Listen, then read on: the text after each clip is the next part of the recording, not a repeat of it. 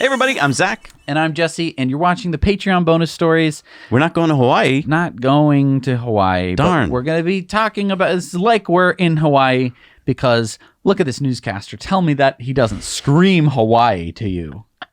What were you expecting? For him to have like a lei or something? Like what?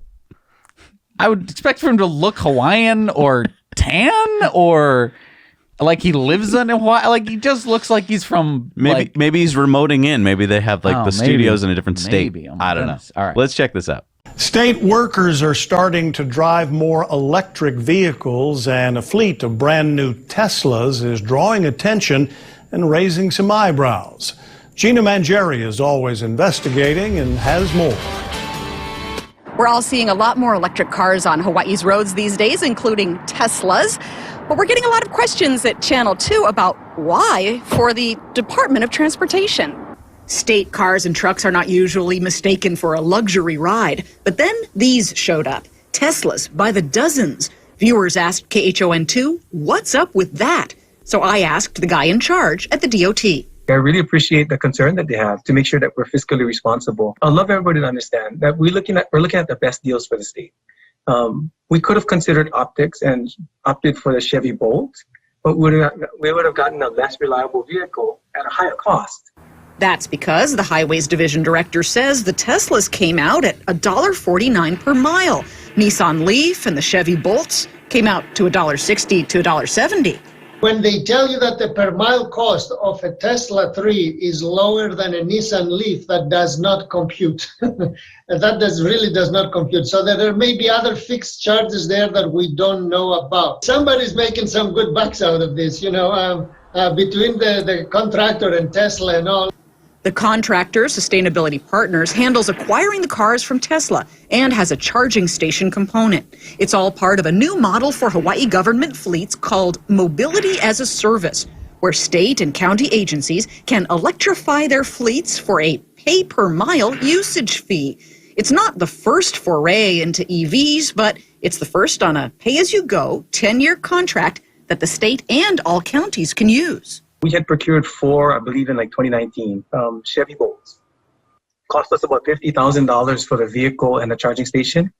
Cost us another $15,000 to $20,000 to install the infrastructure for the charging station. Then set up our racks and everything like that. So overall, all told, about $70,000 when we finished up. Still, maintenance is on us. Still, insurance is on us. For this fleet update, that would have cost $2 million. But with the Teslas and the new pay-as-you-go approach... In general, the hit to my bottom line is only about $170,000 for 43 new vehicles. Let's find out the full cost and what the contract says and what we actually paid for these vehicles and what could have been if it was some cheaper, gasoline vehicle or a different type of vehicle. Expect more state and county EVs on the road because the governor today signed HB 552 into law to have a 100% zero-emission light-duty fleet by 2035. The current DOT conversion has brought in 43 Teslas out of a fleet of 300 light-duty cars. DOT says they will keep a close eye on the money and probably scale back the fleet. We're financing this out over time to make sure that we can afford this. Gina Mangieri, KHON2 News, always investigating. Okay.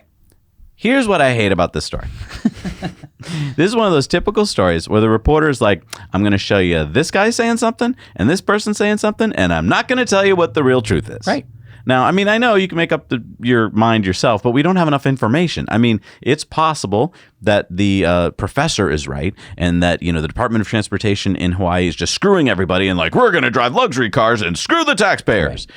But as we all know, because we know Tesla, first of all, there was no mention of what model these were, but you could see in the story they were Model Ys, it looked like, for the most part.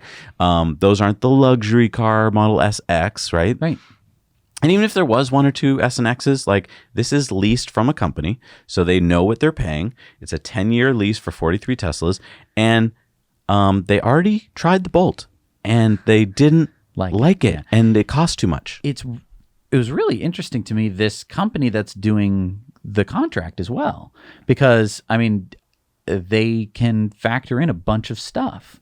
So yeah, why didn't the reporter say, because Teslas and electric cars save so much money, they were able to offer a great car for less money? Right. And I don't know, weird reporting. in this. It's typical reporting. Like, Well, I mean, we've talked about local news a lot, especially on Patreon bonus stories, because we can actually show you them without getting our Tesla Time news demonetized. It's really hit or miss. In this case, Hawaii is obviously a more difficult topic because it's like a state, but it's also like the size of like a city kind of thing. So like, I don't know. I feel like there was a little bit more. here's what I didn't like. The reporter found someone to say the opposite thing. Yeah. And this guy, he's a professor, sure, whatever. But he didn't seem to give any facts to back up his case. He just said, I think this is a ridiculous luxury car. And it's like, well, okay, why don't you bring up the facts? Right. Because if this is done by a public agency, so the facts are there. Right. Why didn't the reporter give you the facts? Like, there was hardly any numbers. I know. Well, I thought that it was weird that this anti guy was like, I can't believe that the Teslas cost so cheap per mile. And it's like, okay, well, it's pretty simple to figure that out. Well, and what got swept under the rug was the fact that, yes, we are trying to go carbon neutral, and this is how we're going to do it. And even if there is a cost to that, let's talk about it for a second.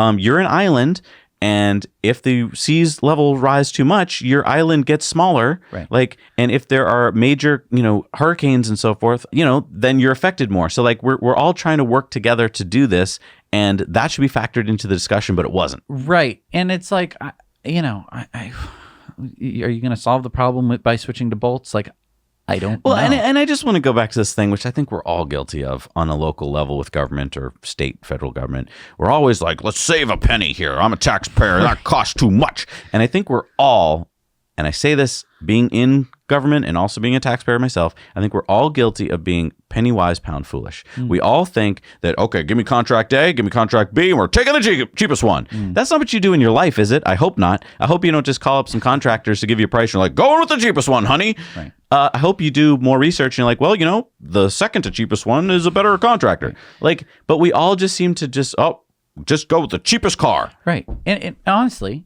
if you compare like a Model 3, like I know Model Y right now is more expensive than a Bolt, but what are you getting? And, and maybe in Hawaii, and you could argue you're Bolt. getting the Model Y cheaper than a Bolt because GM has to basically discount it because it's a compliance car. Like, Right. Otherwise they wouldn't sell them. So yeah, I don't know. Good on Hawaii. We're actually trying to reach out to the Department of Transportation there to get you some more information because I do want to find out like why they boldly go into this thing, which obviously is going to get them a lot of flack, right? When you're driving luxury cars. I'm sick of this constant flack. I mean, I think that I don't know what Tesla needs to do, or if Tesla needs to do it, or if these local municipalities need to do it, to just kind of educate people on why they made these decisions. I think that honestly, they did a pretty good job explaining it in the video, and with this lease model, completely takes a bunch of risk off of this. Exactly. They learned the hard way that they had to pay all this maintenance before. Now that's taken away from them and basically put onto the lease company. Yeah. All right, let's go to this next story. Now, this next story, it's so important, but we can't show it on Tesla Time News because it is... it's a BBC story. Right, and we would get demonetized if we put it on Tesla Time News, but we do want it to be shared, so we're going to be mentioning this on the main show, but it will be on the Clips channel, so you can share it with anyone you want because it is arguably so important. So let's get into it. Last month, in a European capital, Unearthed, Greenpeace UK's investigations unit, is making the final preparations, wiring up with covert recording devices. On K Street, Washington, D.C., home of America's most powerful lobbyists, Keith McCoy, a key representative of the biggest oil company in America, is waiting for the call. The timing's vital. What may be America's greatest chance to combat the climate crisis is going through Congress right now. The video connection is set up. It's time to go to work. Hi, good to see you. How are you? Moments later, Mr. McCoy will become one of the first ever executives to claim that ExxonMobil has aggressively fought climate science using front organizations to maximize shareholder profit. Did we aggressively fight against some of the science? Yes. Did we join some of these shadow groups to work against some of the early efforts. Yes, that's true. But there's nothing illegal about that. Yeah. We were looking out for our investments. We were looking out for our shareholders. In response, Exxon said, "We've supported climate science for decades," and accused Greenpeace of waging a multi-decade campaign against them and the industry. Keith McCoy thinks he's being headhunted for a new job. In fact, of course, he's being covertly filmed. So tonight, a man boasting at a job interview, or a never-seen-before look at how big oil tries to manipulate big power, or both? First, the targets. Congressmen are fish. Exxon is the fisherman. When you have an opportunity to talk to a member of Congress,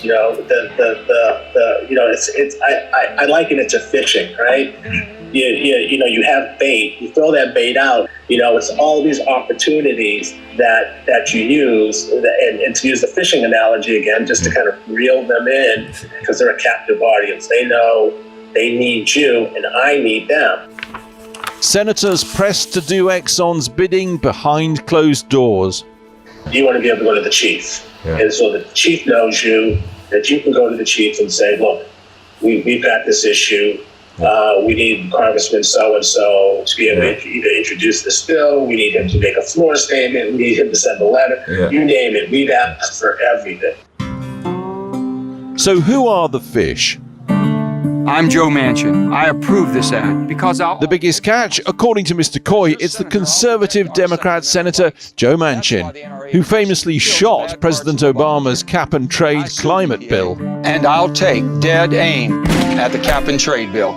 Joe Manchin, I talk to his office every week. He is the kingmaker, and he's not shy about sort of staking his claim early and completely changing the debate. Legal declarations show that Senator Manchin has received tens of thousands of dollars from ExxonMobil and its trade associations. Keith McCoy names 10 other senators as crucial to ExxonMobil. Senators Mark Kelly, Chris Coons, Shelley Moore Capito, Kirsten Sinema, John Tester, Maggie Hassan, John Barrasso, Steve Daines, John Cornyn, and Marco Rubio. All bar Kelly and Hassan have taken money from Exxon totaling $117,000. We gave all these senators a chance to respond. None did so. Exxon insists our lobbying efforts are fully compliant with all laws and are publicly disclosed on a quarterly basis. Nonetheless, a degree of secrecy appears to be key. The last thing Exxon seems to want is open accountability, facing Congress in public. We don't want it to be us to have these conversations, especially in a hearing. It's getting our associations to step in and have those conversations and answer those tough questions and be the for lack of a better term, the whipping boy for some of these members of Congress. So he says they hide behind trade bodies to avoid public scrutiny on the Hill. Our CEO was invited to a hearing from a member of Congress who we know is just going to rip him to shreds when he goes there. The main thing that they're looking at is just to get ExxonMobil in front of a congressional hearing so they can rip us apart. Big oil, big power, big pressure. The route from the K Street lobbyist offices to Capitol Hill is very well trodden. From the street to the Hill, we can now reveal the current ExxonMobil battleground and strategy. It's big, yes. It's bold, yes. And we can get it done. Just last week, as America continues to suffer heat waves described as apocalyptic and linked to the current climate crisis, President Biden fought to get Congress to pass his $2 trillion showpiece law, linking jobs and infrastructure to massive spending to combat climate change. On Capitol Hill, though, Exxon was also fighting to strip out spending on climate. Forget that, it lobbied. Stick to roads and bridges. So that's a completely different conversation. When you start to stick to roads and bridges, and instead of a $2 trillion bill, it's an $800 billion bill, if you lower that threshold, you stick to highways and bridges, then a lot of the negative stuff starts to come out. Why would you put in something on emissions reductions on climate change to oil refineries in a highway bill? So, and people say, yeah, that doesn't make any sense. So then you get to the germaneness and say that shouldn't be in this bill. Sure enough, last week Biden's behemoth bill evaporated. A new law may be agreed, but major green initiatives are gone. Coincidence? Or the big oil effect? Nothing illegal, just oiling the wheels of power. Exxon said our discussions on the bill are not accurately portrayed. Our lobbying efforts are related to a tax burden that could disadvantage US businesses. Plans capture CO2. Recent academic studies show what Keith McCoy alleges is the wider Exxon strategy. Say one thing in public, do another in private. For example, it says publicly it supports a carbon tax. Keith McCoy says privately that's just PR. Nobody is going to propose a tax on all Americans. And the cynical side of me says, yeah, we kind of know that. But it gives us a talking point that we can say, well, what is ExxonMobil for? Well, we're for a carbon tax. And why? Because they're confident it'll never happen in America. No, it's not going to. A carbon tax isn't going to happen. And the bottom line is it's going to take political courage, political will, in order to get something done. And that doesn't exist in politics. It just doesn't. Exxon told us for more than a decade it's supported an economy-wide price on CO2 emissions. We're working on ways to provide energy while addressing the risks of climate change. Take electric cars. It's all about doubt and delay.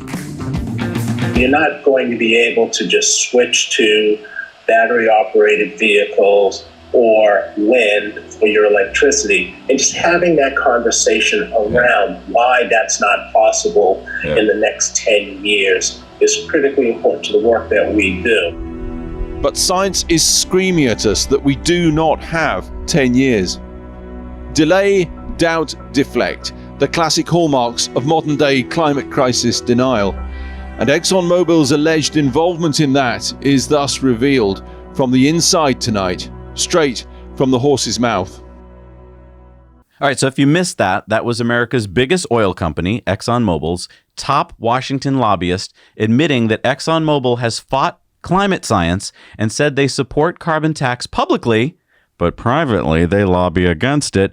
And they also don't want stricter emission standards. I mean, come on. Who wants that? So, I mean, this, if you have a brain and you've been alive for any length of time, should be something that you already knew was happening. Yeah, we talk about it a lot on the show, but this is an undercover that actually he thought he was applying for a job, right? So you're going to put your best foot forward, and when asked questions about stuff, he said the truth. So this is Keith McCoy. He's the senior director for federal relations at ExxonMobil. He's basically a lobbyist. He's on K Street. He's a big lobbyist. He admitted he talks to congresspeople and senators all the time. Some quotes here that you might have missed. Did we aggressively fight against some of the science? Yes. Did we hide our science? Absolutely not. Did we join some of these shadow groups to work against some of the early efforts? Yes, that's true. But there's nothing illegal about that. You know, we were looking out for our investments. We were looking out for our shareholders. Carbon tax isn't going to happen. The bottom line is it's going to take political courage and political will in order to get something done. And that doesn't exist in politics. It just doesn't. Nobody is going to propose a tax on all Americans. The cynical side of me says we kind of know that, but it gives us a talking point. We can say, what is ExxonMobil for? We're for a carbon tax. And so just in case, you know, and I know that a lot of people who watch this channel have a lot of people around them, whether that's your family or your friends or your coworkers or just random people on the street that you might happen to bump into and talk to. This doesn't really get mentioned. This idea that ExxonMobil and basically every oil company on earth is what's the word for it? I think it's called fucking evil. You know, when it's kind of pulled out in this context that they did it here, I mean, they're expecting you to kind of have the background on like, oh, climate change. could be pretty catastrophic for, civilization. And like, even if you don't necessarily care about climate change, if you care about, smartphones and computer games, and it's something you should be worried about, because if society collapses, those things going to go away. So listening to this evil man telling basically just straight up, oh yeah, we're evil, we do a bunch of evil stuff, and we lie about how it's evil not we're illegal. doing. Not technically illegal, but it is unethical. It is, I would say, well outside of the realm of unethical. It's freaking downright evil. And I want you to keep in mind, he's not saying this to a reporter. He doesn't know that he's being recorded by an actual reporter. He thinks he's talking to an insider for another lobbying firm. Here's the thing that bugs me. This story doesn't blow the lid off of anything, because everyone with a brain knew that it was happening. But what I want you to do is share this clip with your friends. Share this clip with the people who, have said like, well, they're not actually that evil. They're not, they just want to sell energy. They've made the world better, because without energy, there wouldn't be the people. Well, a few years ago when ExxonMobil said like, we're for a carbon tax, I was like, yeah, really? Their whole play is they're like, Americans wouldn't be stupid enough to vote a tax on themselves, so we'll just say yes, and it makes us look good, and it's greenwashing. Right. And this is the greenwashing we talk about on the show all the time, where you're like, well, this company said a really nice thing. They're never gonna do it. Right. And when push comes to shove, another thing I just want to mention, if it gets close to passing a carbon tax, guess what ExxonMobil's going to do? They're going to do what they just did with this most recent bill. They're going to lobby behind the scenes to make sure it doesn't pass. Right. And the thing that really bugs me, and the BBC did a really good job of reporting it, is they looked at like, I don't know, it was like 6 or 7 senators. Right. And then they're like, and the payments totaled $100-something thousand. Right. That's it. That's what our world is getting sold out on, is a couple $100,000. Not a couple. I'm sorry, less than $100,000 for like one bill. But you know why? That's cheap. Yeah, but you know why? Why? Are you paying your senator that? No. There you go. But we can't compete. Wait a minute. Okay. Let me just ask a stupid question. Well, first of all, that's just what ExxonMobil. I'm sure there's super PACs. Sure. I'm sure that there's a whole bunch of other money that flows from that. That's just the tip of the iceberg. Let me just ask a stupid question. Is it that senators don't get paid enough money? No, it's just for their reelection. Okay, so the minute you get elected to be a congressperson or senator, guess where you go? Into the bunker. What? Nope. You go into your bunker with your group that is just working on the next election. Now, Congress people, it's every 2 years in the United States. So the second you get into office, you are focused on raising money for your next run. Senators, wait. Why are you raising money? Why aren't you walking around kissing babies and shaking hands? Okay. Why aren't you going talking to your constituents? Because they're not going to hand you money; they're going to hand you babies to kiss. But I mean, they're the ones who are going to vote you in, right? Yeah, but they're going to be influenced by the ads that you're going to run and by the money that you're going to pay to get different groups to show up to vote. But I'm just saying, like, okay, so let's just go back in time to 1778. I mean, very apropos, since it's 4th of July just happened. So I mean, they made the thing, and there's 2 senators per state.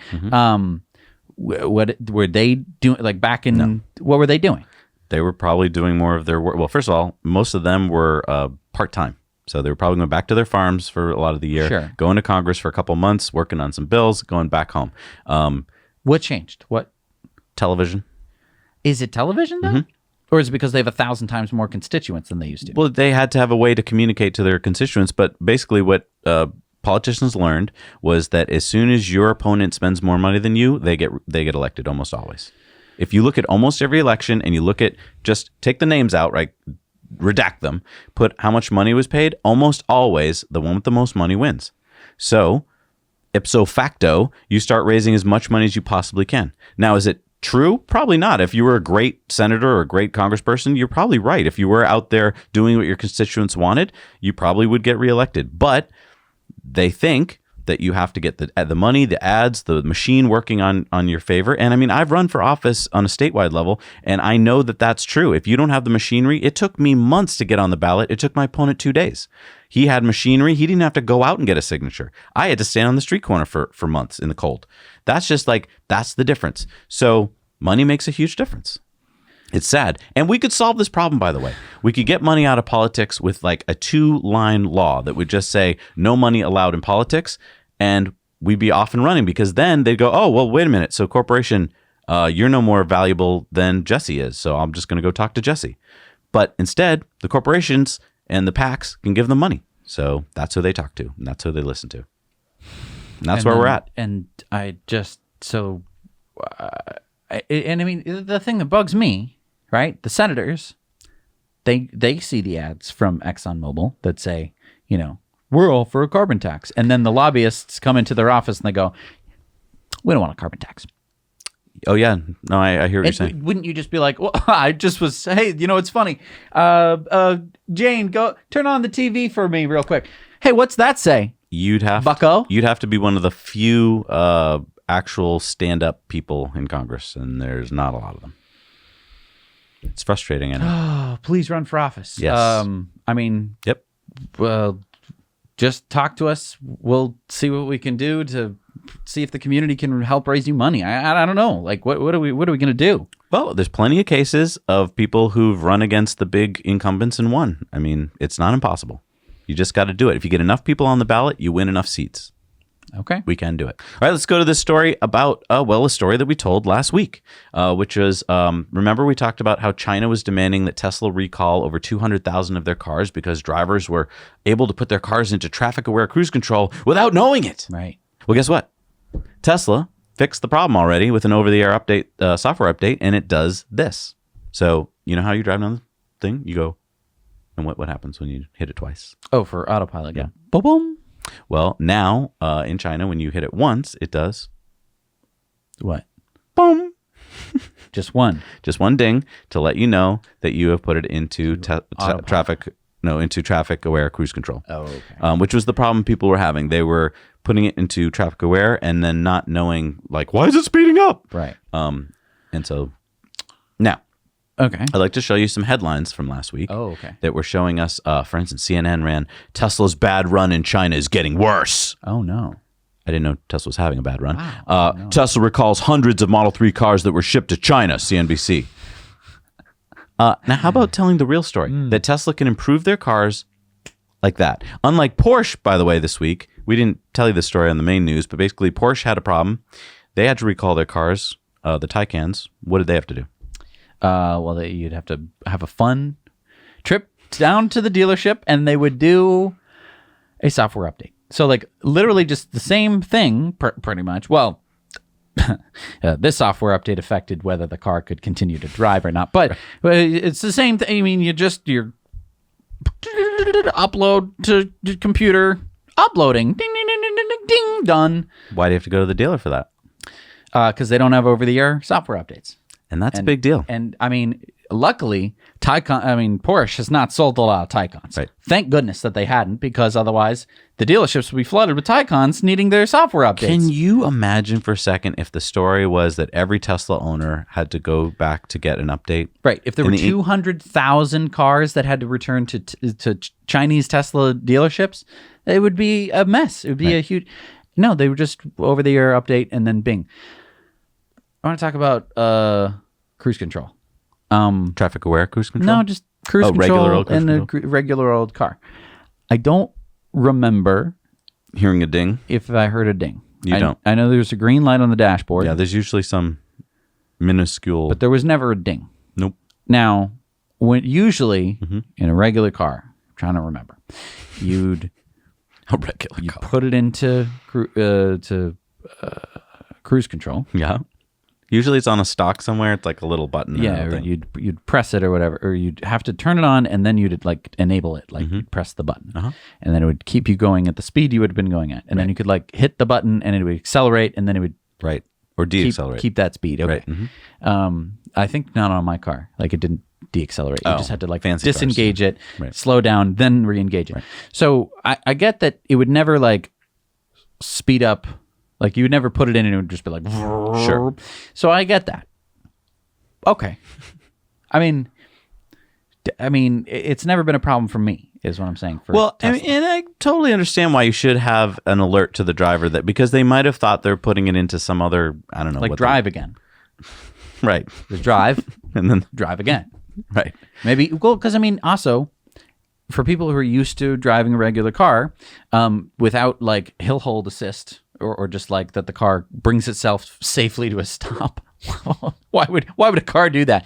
Like a Tesla does. Right. You might think that it's in park, put it in drive again, but now it's going to go, oh, let's speed up to the speed limit. But it wouldn't, because if you're at a slow speed, it would never go from like 0 to 60. It wouldn't, if you're in a parking lot and you go into drive, it doesn't automatically speed up. Well, no, but if you were already in drive, say at a stoplight, Sure. and you were there for a while, and the car didn't immediately accelerate, you might think, oh, I'm in park. Yeah. I should go into drive, which puts you into traffic-aware cruise control, and then you're speeding up to the speed limit, which might hand me that black thing right there for a second. I'm going to pretend this is my stock. Okay. So got a little visual.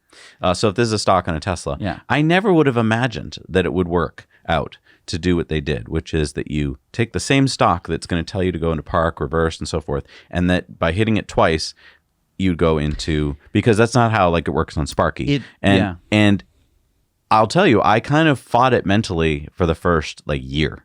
I was like, I don't really want to hit it, and I'm only going to do it, reluctantly. Right. And then you can take it out by doing this. Right.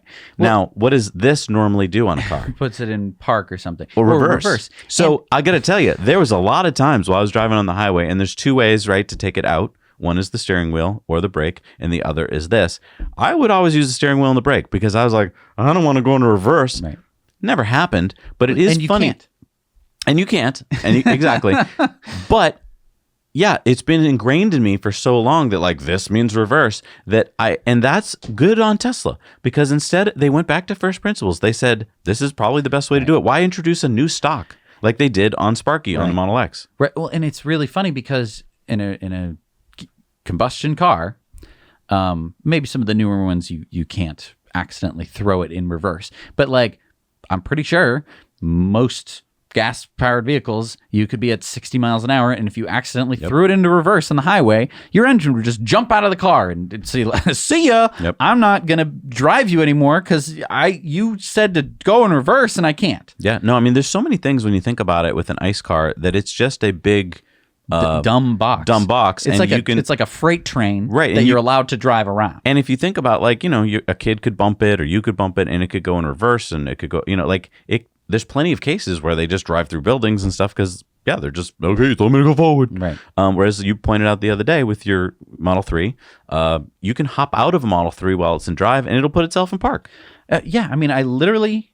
I told this story to the Tesla Owners Club of Wisconsin, but yeah, it was pouring raining outside. I drove all the way home, and I'm gonna go run inside because it's right. raining. So you're not thinking about put car in park. So pull the car up, take my seatbelt off, open the door. The car goes beep beep beep beep.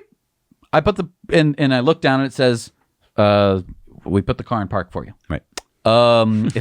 If that was any other car and I'd hopped out of the car, first of all, it would be in your living room. It would meet me inside. Right. And then would fall off the face of the cliff that my house is perched on. Like it just like, I don't live on a cliff. I just live on a dumb hill thing, but like it would have gone through the floor and that would have been the end of my security deposit. Like I seriously.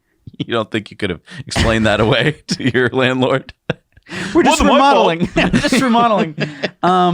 Yeah, it would have destroyed my house, or it would have dented the front of the house, which also would have been the end of my security deposit. When I lived in California, you were born in California, and I experienced California for the first time. I saw a lot of houses that were dented, and I would go up to them and be like, "Oh my God, your houses are pretty much made out of paper mache." Houses are made out of stucco in California, by and large.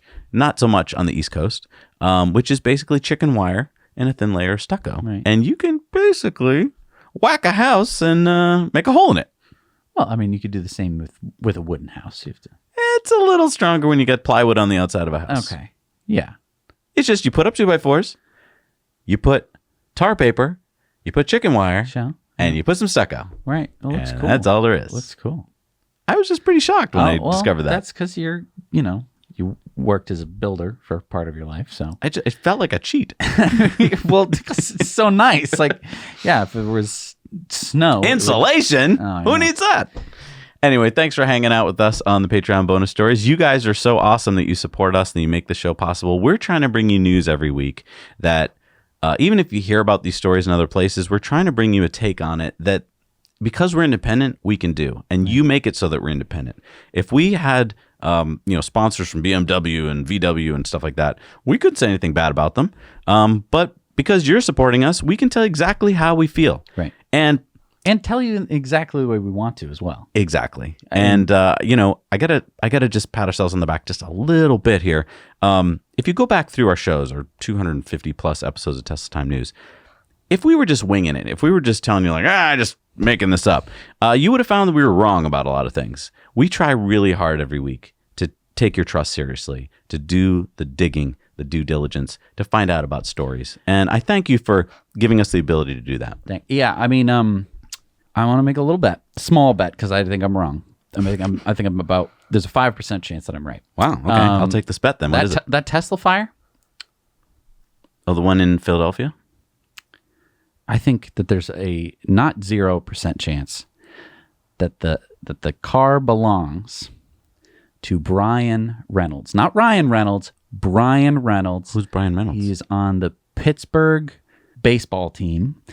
The Pirates? Pittsburgh Pirates. Pittsburgh Pirates. Okay. He graduated from Vanderbilt University. Okay.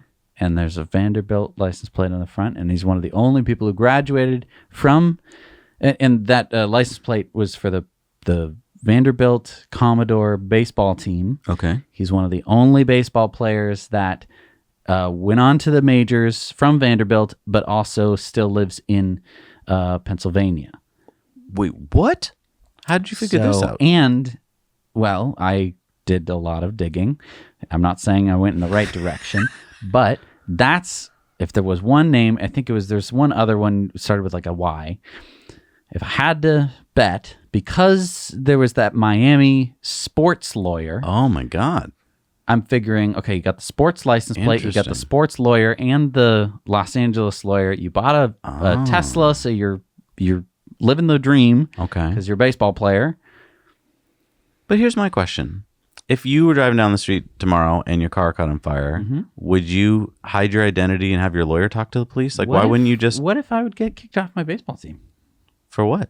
For being, for driving recklessly and running over those rocks. That's my theory. So he's a player for them now?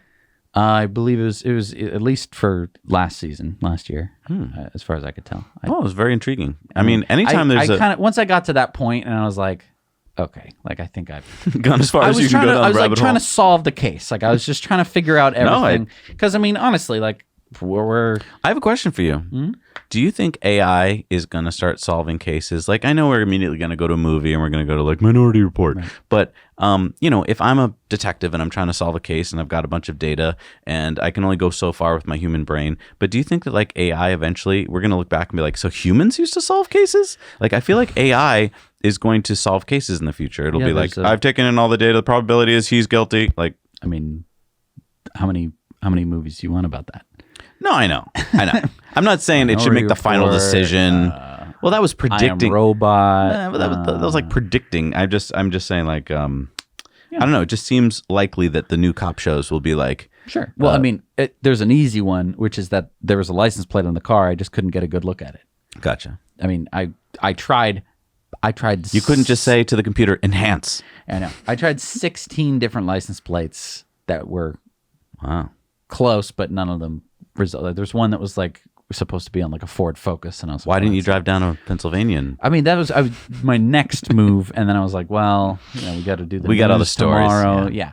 So I mean, we do the digging, and but yeah, I mean, this news show, the Tesla Time News, that Tesla Time News show that we do, I really do want it to be like your little vitamin supplement of news every week, and then you just don't have to worry about it for the rest of the time. I like that. You don't have to be worrying about like, oh, am I getting all my news? Do I need to be looking for other sources of news? Should I be eating seaweed for my news? I've just been like, should I be on my phone looking at news? Like, right. No.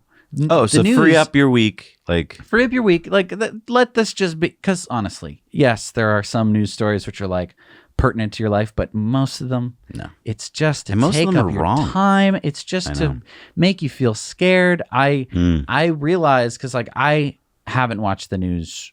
I mean, I've watched Tesla Time News just to make sure that that we got our names spelled right. But like, I haven't watched like a news show. And then sometimes when I like walk into someone else's house and they like have the news on, and I'm just like, and they're like, "Oh, Jesse, are you okay?" And I'm like, I know. I mean, No, it's I like, know. or I I'll know. go out to like a restaurant or something and they'll have it. And I'm just like, Right. How am I supposed to eat? yeah, I'm just like, This building is collapsing. what I the, know. you know, it's like, does it I affect know. me? No. Millions of people have died since I've been alive, and it hasn't affected me significantly for the most part. Like it's just like, I don't know.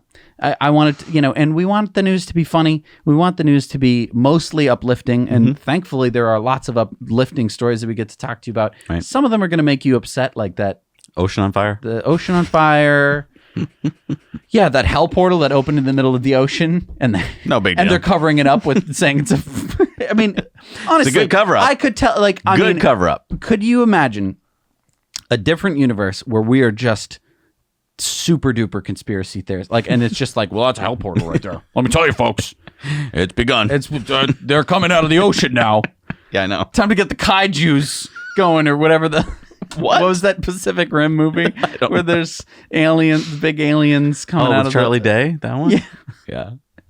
So, anyway, thank you for supporting the news, and making it be Independent. and making it so that we can cover small stuff like Blue Box Air. Like, I know that some people didn't like Blue Box Air because you're an HVAC guy, which was the common theme. But it was just nice to be able to talk about something that wasn't just EVs. Like it's nice that there's so much in this That's space. a really good example because that in depth took us, I would say, all week would be like 80 people hours Yeah. because it took up basically the entire week. I think it was more than 100 hours. Probably. Yeah. And you might be like, well, it's just 18 minutes long. Yeah, but it took us a long time to get you that. And that's only possible because you're supporting us. Otherwise, we would have had to miss that. And that's a story. I mean, like we said on the show, you can hunt around the internet if you want to.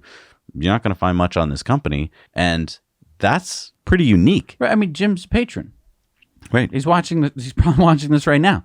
And thank you for having us, Jim. It was really nice. It was a lot of work to get your episode out. I'm not begrudging you about it. Right. And it bugs me when we only get 25,000 views on it, because like, well, I worked really hard on that, and I know, but that's the nature of YouTube. I know, which is really dumb. But there's the point I just want you guys to grasp. If we had to just make our living from YouTube views, then we would have to we would say, well, we're not covering that. No, we'd say, see you later, Jim. Yeah, we're only going to go cover Tesla fires. Call us back up when you either crash your Tesla Right. or you start an EV company. Right. Now make a battery and we'll talk to you. It's like, and I mean, EVs are great. Batteries are very important, obviously. But there's more to this story. This was great. It was cool. I mean, Cool. yeah, I mean, it's just, there's so many more important facets to sustainability than just EVs. And I'm very thankful for Tesla to bringing, sustainability into the forefront of some people's minds. Because honestly, if it was just Nissan Leafs and i3s, it never would have gotten there. But that story rubbed a lot of people the wrong way because it wasn't easy for them to hear. If you're in the HVAC industry, you don't want to be seen as a bad guy. And I don't think any of you really are. I mean, I just think that we've never as a species taken a really close look at the fact that this technology is just outdated, but that it's costing us so much energy. I think it just slowly creeped up on us. We never thought we'd be living in deserts, right? I mean, there's whole states which without AC, without that one technology, would have nobody living there. 12 people Right. I live mean, underground. I've driven Yeah. through, Winslow, Arizona when it was 106. I got out of the car and it was like, oh my God, did hell just open up? right. Like, and if you can't run to another air conditioned space quickly, you die. You die. Yeah. So And I mean, a lot of people are bringing up like that AC is not the answer, and you're absolutely right. It's just like it's the problem that I run into a lot when we're talking about sustainability, which is that, yes, there is probably a better way to do it, but will the world adopt those methods? Can everyone live in a Earth ship? Oh, I see what you're saying. People are saying like we should stop using AC and we should start, right? We should. I mean, there's plenty of better insulation. There's a number of different ways where you can keep your house cool without any kind of. But I just air want to be conditioning. realistic here for a second. Right. I mean, as we grow the population and people all around the world have the means and want to live in places that are hot and humid, that's just not going to happen. They're not going to just be like, you know what, we'll forego living in Arizona. And this is where I run into a problem where I run straight into people who I thought were on my team, environmentalists who go like, nope. And I'm like, nope, what? And they're like, no, we shouldn't have those people. And I go, shouldn't have what people? I'm like, these people who are going to be born and are going to be living in the cities that we're going to be building. It's like, yeah. Oh yeah. Sure. If we could not do that, that'd be great. But I can't, what am I going to do? What am I going to go around and be like, hey, you guys shouldn't have kids? There are people who do that. Guess what happens when you say, hey, you shouldn't have kids? You get a lot of people go, fuck you. Right. Excuse me? Yeah, I'm going to do whatever the fuck I want, and I'm not going to listen to a thing that you say. Well, and the other thing is we're going to go to other planets, right? We're going to go to Mars, and then beyond that, let's just take a step back here. We're going to go to other planets, hopefully. And when we do, we're not going to just pick out the ones that are perfect, Goldilocks planets for us. Oh, is it 72 and sunny? No, it's going to be a ball. The Los Angeleses of the... Right. It's going to be a Mars, and when you get to Mars, you're going to have to make your own atmosphere and make your own this and that. Like, that's what humans do. Mm-hmm. So, like, maybe it'll be better than air conditioning is today, sure. But for now, for the next, probably 100 years, there's going to be some form of air conditioning. And we're just trying to point out that this form we're using now is highly inefficient and can be made more efficient by a company that figured out a solution. Right. And instead of being like, yay, it's not that expensive and it's easy to implement and let's just do it, folks. Mm-hmm. Everyone's like, no, that's not true. It's got to be, that's a lie. Right. It's like, well, did you look into it like we did? I know. It bugs me. And, but the good news is there's so many awesome solutions to the world's problems that I hope can get fully implemented, fully adopted, and that we can... This is what I wanted the story to show you, is that Jim didn't even set out to solve this problem. It's not like he was born and he had parents who were like, Jim, you're going to solve this problem. Right. He figured it out as he went, and that's kind of the beauty of this system that we have, which is if we support entrepreneurs that come up with solutions and we put our resources into those people as opposed to putting our resources into dumb things, then we have a much better chance of solving each of these problems. And that's where I'm so excited to be an investor. I get to invest my money in companies that I believe in instead of being like, well, that company's going to make me money. I don't care if it sells oil. Mm-hmm. I'll just invest in them. I can take my money out of that and put it into this. And that's what's changing the world right now. Right. And again, that's why we have a channel called Disruptive Investing. Right. These things are disruptive. It's industries and technologies that have been stagnant for decades and decades.